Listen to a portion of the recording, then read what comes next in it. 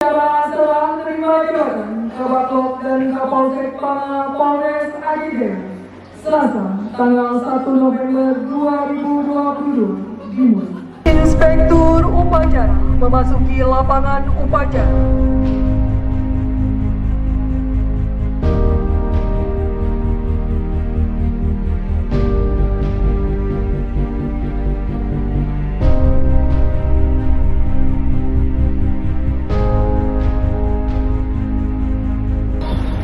Terima jabatan, siap!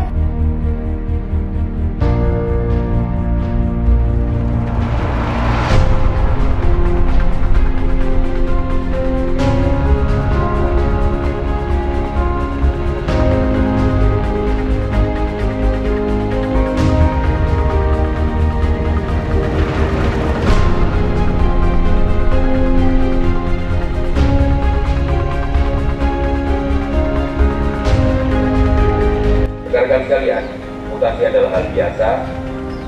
Itu sudah suatu kebutuhan untuk kita. Harusnya lah dipandang sebagai suatu hal yang positif, baik secara organisasi maupun secara pribadi. Dimanapun kita ditugaskan, jabatan apapun yang kita buat, tugas Polri tetap sama, itu memelihara Kamtibmas dan penegakan hukum, melindungi, mengayomi dan pelayan masyarakat. Tidak ada yang berubah dimanapun kita berada.